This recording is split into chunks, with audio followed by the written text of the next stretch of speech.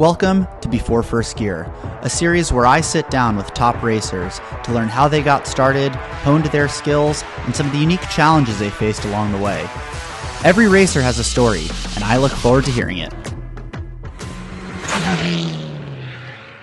I'm joined today by Travis Wyman. Travis is a MotoAmerica rider, a ton of experience on two wheels, bit of experience in four wheels as well, which will be interesting to talk about. Currently, he's riding in MotoAmerica. He's riding baggers. He rides leader bikes. He's done American flat track. So I think, every medium in motorsport, it sounds like Travis has touched on two wheels, which is kind of interesting to talk about, and maybe learn a little bit more about what you found to be the best learning tool as far as motorcycles go, and take it from there. So, Travis, thanks again, man. Where are you right now? I'm in my garage. I'm at home in Vegas. You're in Vegas now, but you're not always from Vegas. Absolutely, on the family farm in upstate New York, just outside of Rochester. Okay. We really got started into road racing pretty late. So we were doing stuff down the East Coast, like Barber Motorsports Park in Road Atlanta. But all right, so let's start from the very beginning then, man. So, and you've got a brother as well, right? That races? Two brothers. Two brothers. Okay. Older, younger. Where are you at in that? I'm in the middle. Okay. In the middle. So who's the fastest?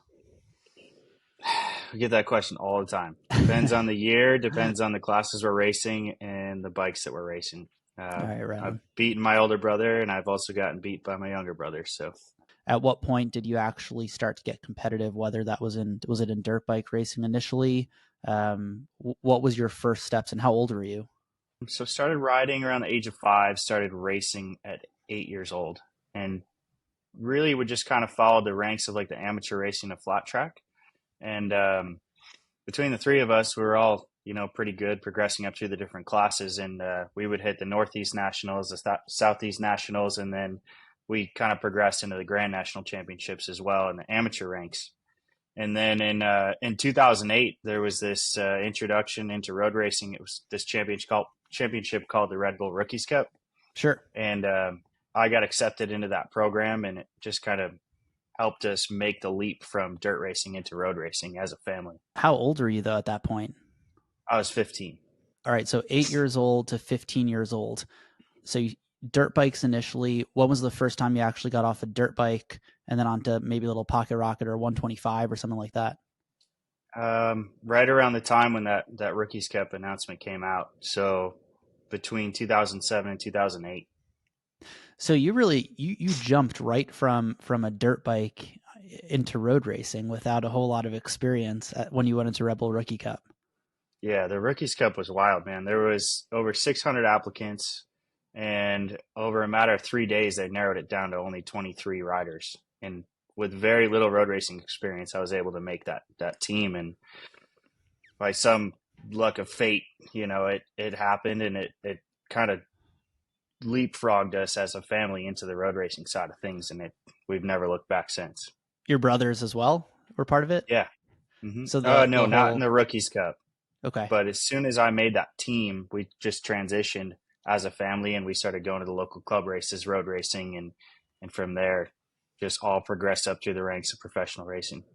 How important do you think it was that you started on a dirt bike and you spent 6 years, basically 5 years on dirt bikes to be able to jump right onto a sport bike on a track?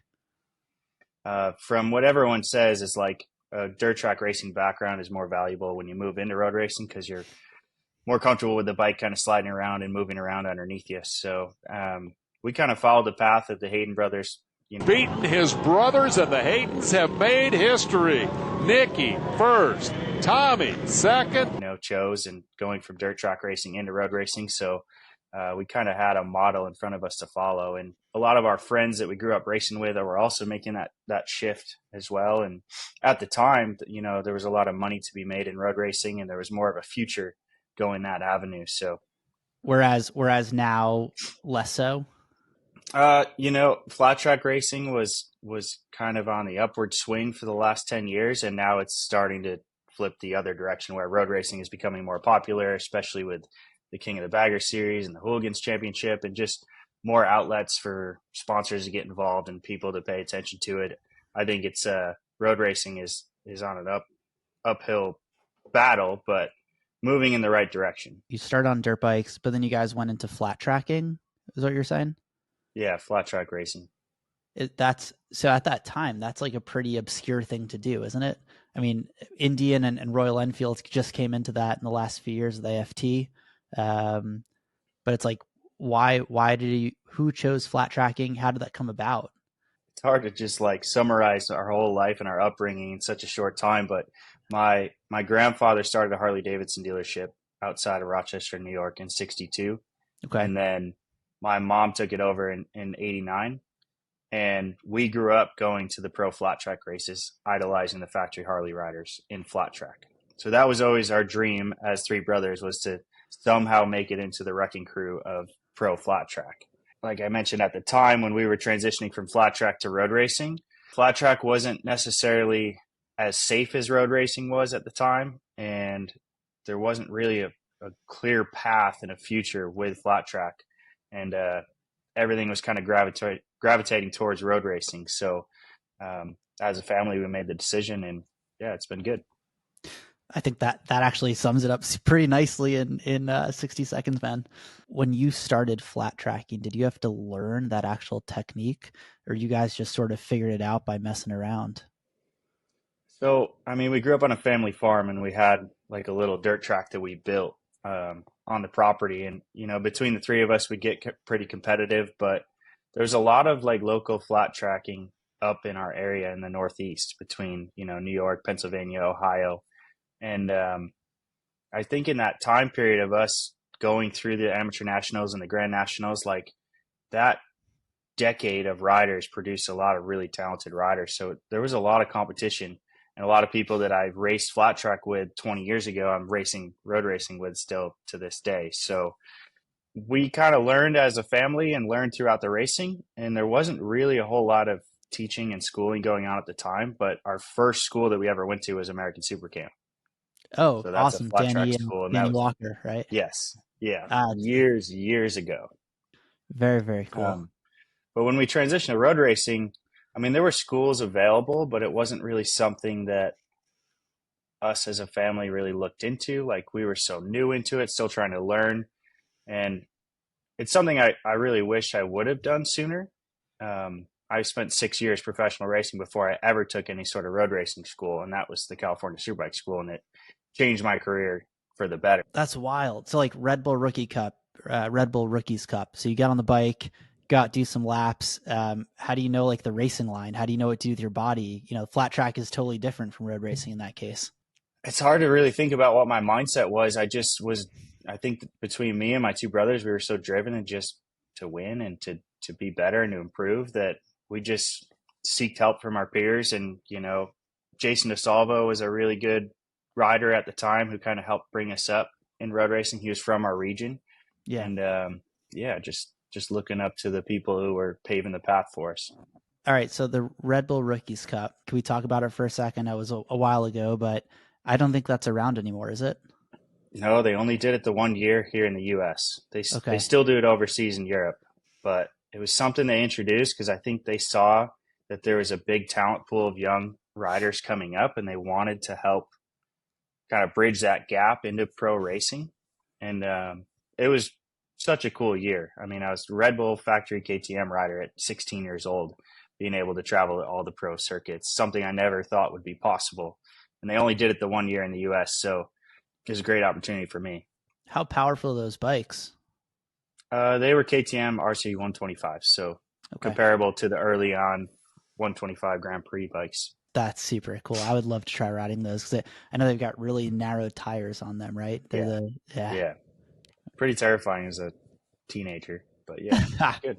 When you're going through that process, are there opportunities for you to get on bigger bikes or progress up? What was the first time then after that you actually got onto 600 or even a 250 at that point? Yeah, pretty shortly after that season, we skipped the 250 phase and just kind of went straight to 600s because at the time I was 16. My older brother Kyle was 18. So when he started in road racing, he was on a 600. My younger brother was on a 125. So just like we did with the flat track, moving up through the 65 and 80 cc's and 125 and just moving up to bigger and faster bikes, we did the same with road racing. And when you guys are doing flat track, I mean, flat tracks are I'm going to say this as a layman. It's a relatively affordable form of motorsport, I guess, compared to other types. Is that true?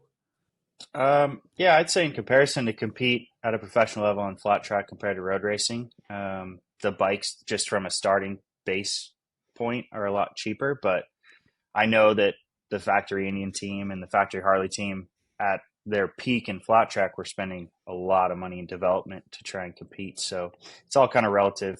You know, it sounds like you had a lot of natural ability that basically was created when you were super young, right? Riding on dirt, and you were just really comfortable on two wheels.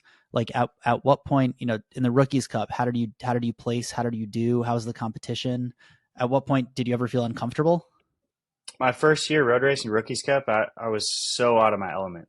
I think I ended up 18th out of 23 in the championship. My best finish was 10th. Like, I wasn't really competitive. I honestly didn't know if road racing was the right path for me at that time. But man, we stuck with it. And between me and my two brothers, we have so many pro race wins and podiums and a lot of things to be super grateful for. But I definitely owe a lot of it to my parents and their dedication to us.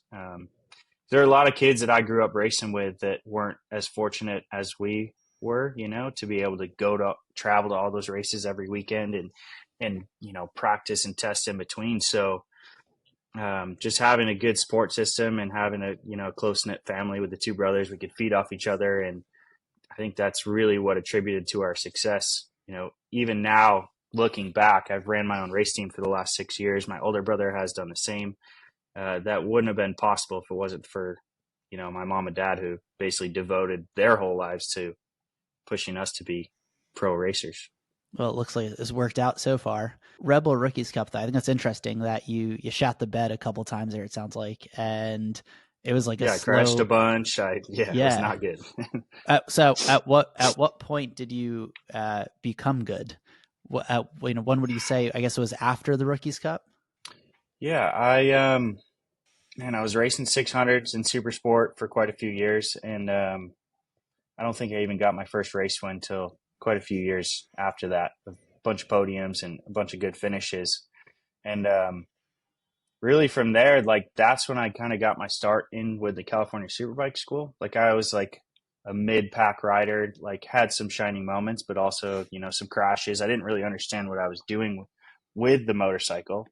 And once I took that school, I went from a mid-pack rider to winning races, top 3 in championships, and just kind of never looked back from there.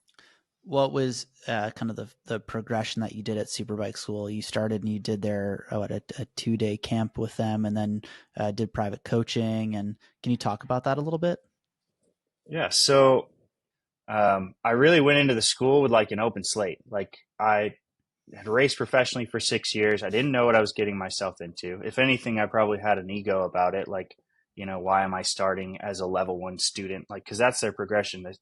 Keith and Dylan, they put you through a level 1 school and just go over the basics and the fundamentals. And there's so much that I didn't know that I was doing, like whether it was correct or not. I just learned so much about how to input into the bike and what to get out of it and how to actually understand the motorcycle that just elevated my career to a whole new level. Yeah. And from there, because you were racing, that was like during your season at that point, or in the off season that you were doing the school, and you were basically bringing those learnings directly to the track at that point to races.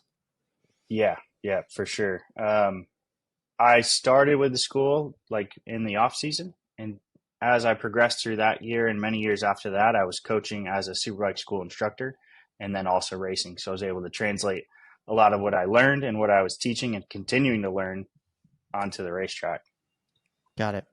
So if we go back to just after the Red Bull Rookies Cup, you jumped right up into 600s at that point, and where are you racing? What that's not professional at that area. Is it just club races, or you were going professional then?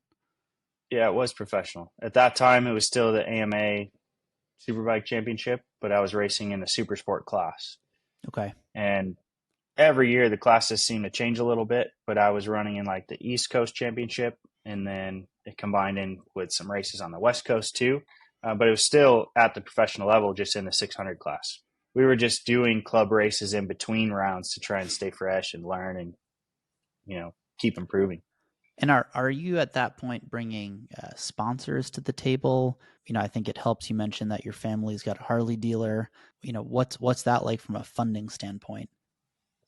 So for a lot of years in road racing, my mom and dad were basically funding everything for all three of us, like they had with flat track. And it wasn't until, man, 2018 when I started to run my own team and get support from different manufacturers like BMW and that. And always had a little bit of support from my mom and dad. But yeah, from there, I think my older brother Kyle kind of paved the way when he started running his own program for my understanding of how to have relationships with sponsors and bring in money, because it's definitely not cheap. It's not an easy thing to do. So it's hard to really say like when that all came about for me, but it was one of those things where it was like my parents had spent so much money, and it was one of those things where it was like, if I want to keep doing this, I can't keep relying on my parents to fund it, because at some point the money's going to run out. So how badly do I want to race? What do I need to do to make it happen? And along the way, I met some great people and some people who have invested a lot in me and my programs. And yeah, it's been fun.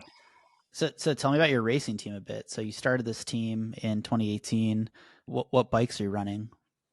So I got linked up with BMW North America, and I was Yep. racing. This was my introduction into the leader bike class of a BMW S1000 RR at the time. So been with BMW now, essentially running my own team for the last 6 seasons.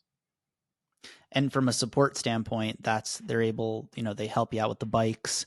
Are there tire sponsors? Are there, running costs are relatively high for this? Yeah. Yeah. Unfortunately, a lot of money that I've spent over the last few years has come out of my own pocket to make these programs happen. But I've also gotten a lot of sponsorships for parts and, oil and lubricants and all the things that you need to keep the program going.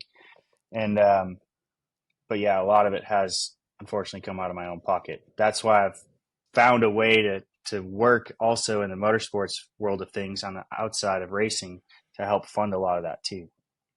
Do you think in the United States that there's a path to profitability for owners and operators of race teams, or that's not an OEM backed team?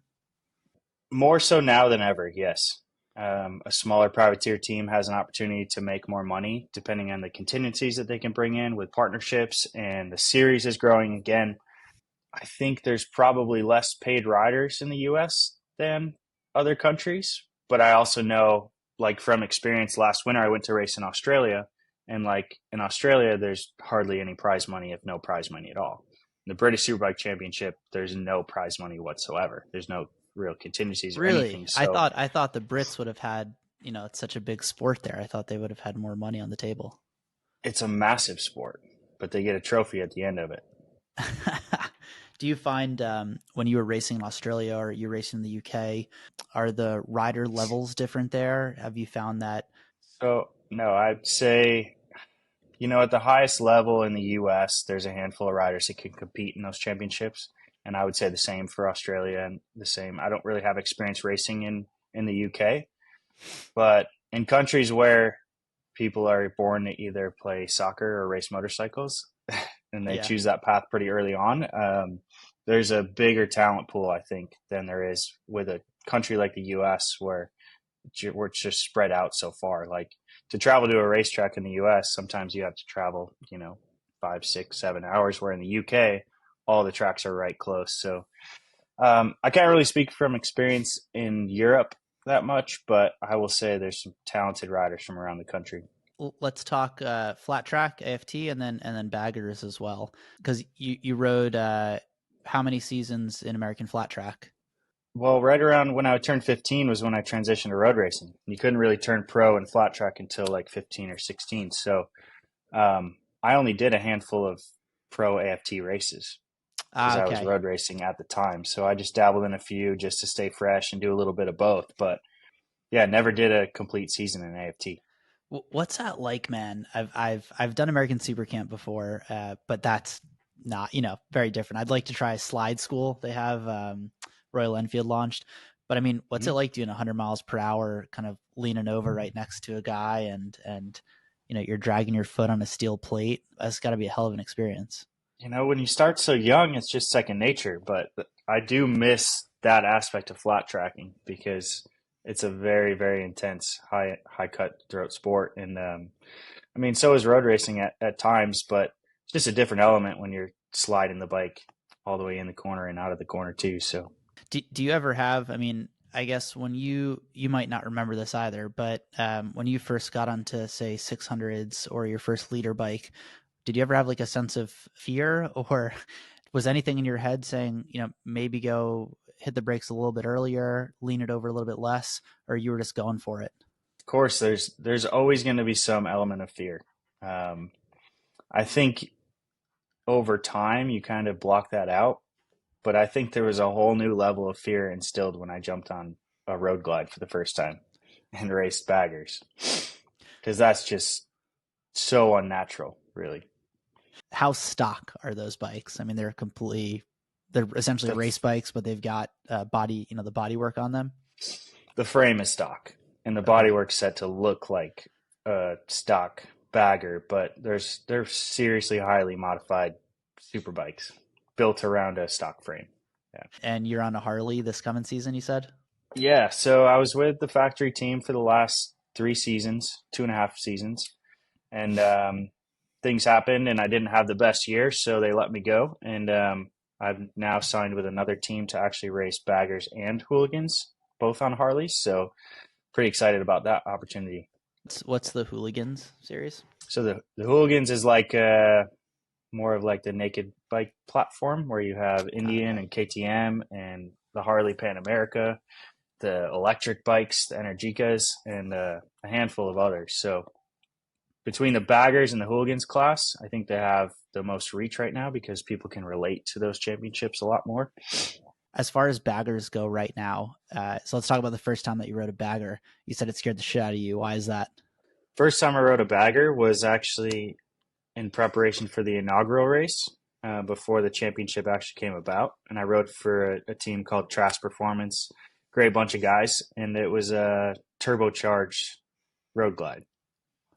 Wow. So the guys at Trask build these crazy turbo kits for Harleys, and they put one on this bike, and they had it prepped for racing, and it just was a totally different animal. And it wasn't necessarily set up for me in terms of like an actual road race bike. Like the handlebars were way forward and my foot pegs are way back, almost like a drag bike. And we had very little prep time for the first race. So I was extremely uncomfortable. The bike was crazy fast, twice as heavy as anything I'd ever ridden. So I was just out of my element trying to road race something that just felt so unnatural. So when you're riding something like that you're, it's a totally new, completely new bike.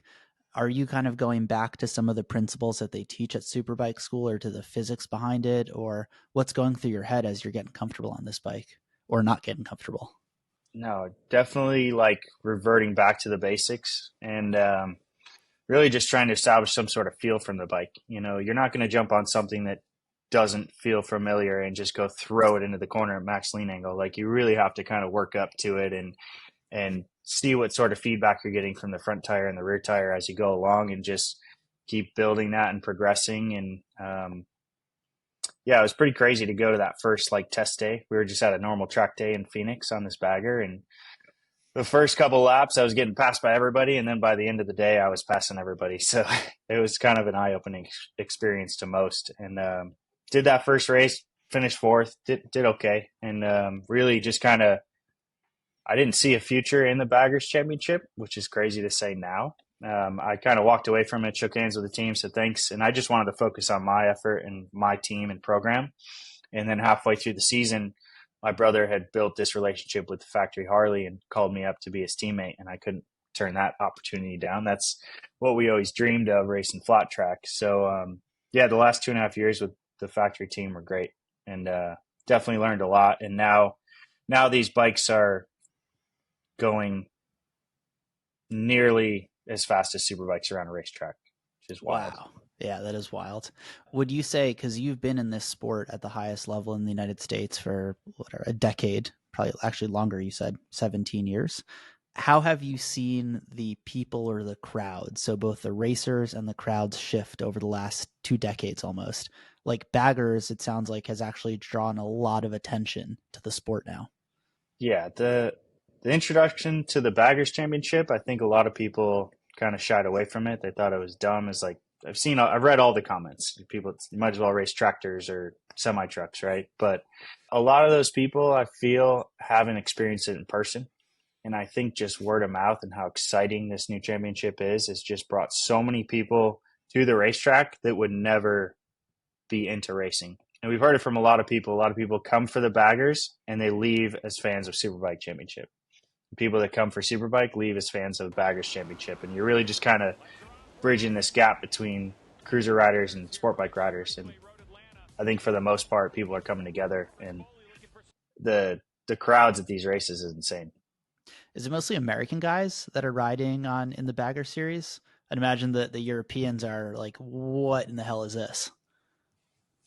And Jeremy McWilliams racing the championship the last couple of years, really well-known established rider. And I think it's brought a lot of attention because they're talking about trying to introduce the Baggers Championship to be more of like a global championship because it's gotten so much attention from people overseas.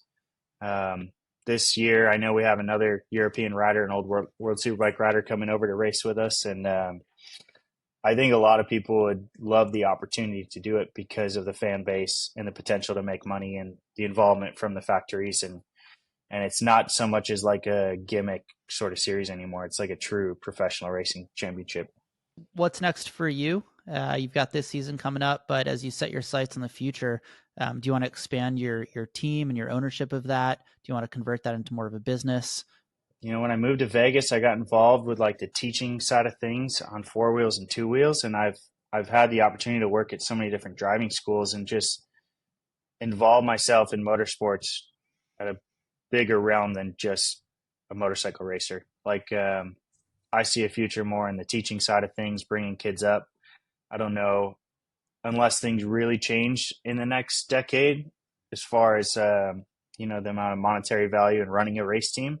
I don't know if that's quite the future for me, but I love teaching. I love seeing people, you know, excel at something I'm passionate about. And I think I'd probably lean more in that direction, but it's hard to say. I mean, I was 25 years old and I thought I'd be retired by 30, and I turned 32 in a couple weeks, and I'm trying to figure out how I can do it another 5 years. So Talk for a second just about kind of the 4-wheel aspect of this. So what kind of teaching were you doing? You mentioned earlier the Corvette school. I think that's at Spring Mountain. You know, are there certain things that you found that are major parallels between learning on a motorcycle versus learning in a race car? yeah, I mean, a lot of it translates right over. You're working on the visuals, you know, the mind speed translation between what you're doing on the track and line choice and all that good stuff. It all translates together. Obviously, there's certain differences with, like on a motorcycle, your body influences more of the weight balance of the bike. And in a car, you're doing it with the pedals and the wheel. Just being on track and just having that mental state and that focus, I think, is extremely beneficial. I think one year I spent like 280 something days at the racetrack. Wow. Like between racing and teaching and coaching and watching. So I think that's super valuable. I mean, I even have a driving simulator here at home where I prep on the racetracks and do a bunch of laps before I go and race. I'm driving 4 wheels, but I race 2 wheels, and I find benefit to it, just the repetition in the laps. It's interesting you're saying one of the big things that I found going from cars to motorcycles, and it was the first time I was at Superbike school that they really kind of pushed this, was a very late turn in and a quick lean, versus in a car you have a much more gradual turn in angle. So it's like you were saying, the speed at which you can see versus do on the racetrack, things happen a lot quicker on a motorcycle, it seems. It's all relative to the type of corner and the type of racetrack, but it all kind of translates the same. I've worked with a lot of motorcycle racers.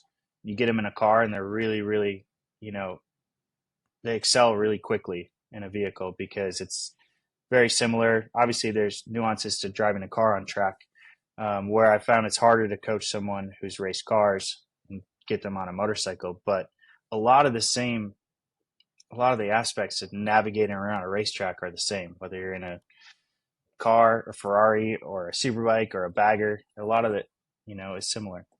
You've had the opportunity to teach at a bunch of four-wheel schools. Have you ever, and you've raced all these superbike races, have you ever done a car race?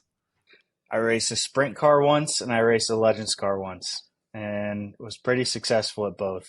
I've had a few offers to race like a, spec level Miata or something in IMSA, but it just, the amount of money and time I would have to invest in that, it would take away from, my current Sure. profession. So I would love to one day, when I'm unable to race bikes at a competitive level, try some car stuff. I have some really good friends that race in Xfinity and NASCAR championships and IMSA.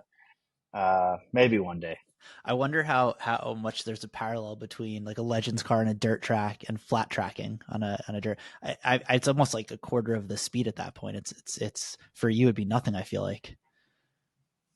Yeah, it's just so many different elements to it too. Like, I don't know. I'd love to give it a shot. I've learned so much from some of the pro drivers, like at these different driving schools, like ex IndyCar drivers and ex IMSA drivers. Two of my best friends race in European Championships and IMSA, and I've learned a lot from them, even at the go kart track. Living with these guys, and um, maybe it's a realm I'll break into when I'm a little bit older. Awesome. Well, Travis, thank you so much, man. Really appreciate you taking the time. Super interesting, and look forward to following your career this season back on the baggers. Yeah, thanks, man.